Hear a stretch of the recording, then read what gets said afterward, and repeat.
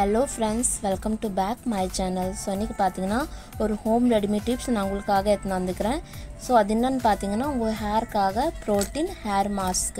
இது யூஸ் பண்ணால உங்க ஹேர் ரொம்ப லாங் ஆகும், சில்க் அண்ட் ஷைனிங்கா மாறும். உங்களுக்கு dandruff ப்ராப்ளம் இருந்துச்சுனா அது கூட ரிமூவ் ஆகும். உங்க ஸ்கேல்ப்ல ஒரு மாதிரி இச்சிங்கா இருந்துச்சுனா அது கூட சால்வ் ஆயிடும். சோ அந்த ஹோம் ரெடிமி புரோட்டீன் ஹேர் மாஸ்க் நான் எப்படி செய்ய போறேன் இந்த வீடியோல பார்க்கலாம். சோ வீடியோ கொஞ்சம் கூட ஸ்கிப் பண்ணாம ஃபுல்லா வாட்ச் பண்ணுங்க. இந்த வீடியோ உங்களுக்கு பிடிச்சிருந்தா லைக் பண்ணுங்க. நீங்க சேனலை புதுசா இருந்தா சேனலை சப்ஸ்கிரைப் பண்ணுங்க. சோ வாங்க வீடியோக்குள்ள போலாம். சோ பாருங்க फ्रेंड्स, இந்த ஹேர் மாஸ்க் ரெடி பண்றதுக்கு நமக்கு மெயினான திங்ஸ் பாத்தீங்கன்னா எக் தான். இந்த எக் வச்சு தான் நம்ம ஹேர் மாஸ்க் ரெடி பண்ண போறோம். சோ எக் என்ன யூஸ் ஆகும்னா உங்க ஹேர் நல்லா சில்க் அண்ட் ஷைனிங்கா மாறும். உங்களுக்கு ஹேர் லாஸ் ஆயிடுச்சுனா அது கூட ஸ்ட்ராங் பண்றதுக்கு ரொம்ப நல்லது, ஹேர் growthக்கு ரொம்ப நல்லது. சோ இந்த புரோட்டீன் ஹேர் மாஸ்க் நம்ம இந்த எக் வச்சு தான் செய்ய போறோம். சோ அதுக்கு நீங்க ஒரு எக் எடுத்துக்கோங்க, ஒரு பவுல் எடுத்துக்கோங்க. சோ இந்த எக் நம்ம இதுல என்ன பார்ட் நீங்க ஆட் பண்ணனும்னா பாத்தீங்கன்னா இது எல்லாமே ரெண்டுமே நீங்க ஆட் பண்ணனும். yellow and white ரெண்டுமே இந்த எக் எடுத்துக்கணும். சோ நம்ம எக்ல ரொம்ப புரோட்டீன் இருக்கறனால நம்ம ஹேருக்கு ரொம்ப நல்லது. சோ இதுல இன்னும் ரெண்டு திங்ஸ் நான் இதுல ஆட் பண்ண போறேன். சோ ஃபர்ஸ்ட் நீங்க எக் எடுத்துக்கறோம். எக் நான் ஒன்னு எடுத்துக்கறேன். நீங்க உங்க ஹேர் லெந்த் எப்படி இருக்கு அது அக்கார்டிங் நீங்க எக் ஆட் பண்ணிக்கலாம். சோ இப்போ நான் சின்ன ஹேர்ல யூஸ் பண்ணனால நான் ஒரு எக் மட்டும் தான் எடுத்துக்கறேன். சோ அடுத்து நம்ம என்ன ஆட் பண்ண போறோம்னா இப்போ பாத்தீங்கன்னா நான் 1 டேபிள்ஸ்பூன் அலோவேரா ஜெல் ஆட் பண்ண போறேன்.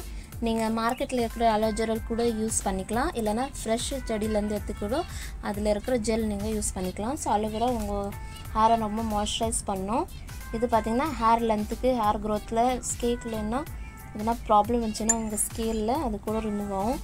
நெக்ஸ்ட் பாத்தீங்கன்னா இன்னொரு திங்ஸ் நான் இதுல ஆட் பண்ண போறேன். இதுல நான் கோகோனட் ஆயில் ஆட் பண்ண போறேன். உங்கள்ட்ட கோகோனட் ஆயில் இருந்துச்சுனா அது கூட நீங்க ஆட் பண்ணிக்கலாம், இல்லனா olive oil கூட நீங்க இதல ஆட் பண்ணிக்கலாம். சோ இப்போ நான் இதல கோகோனட் ஆயில் யூஸ் பண்ண போறேன். இதுல பாத்தீங்கன்னா 1 டேபிள்ஸ்பூன் நான் ஆட் பண்ண போறேன்.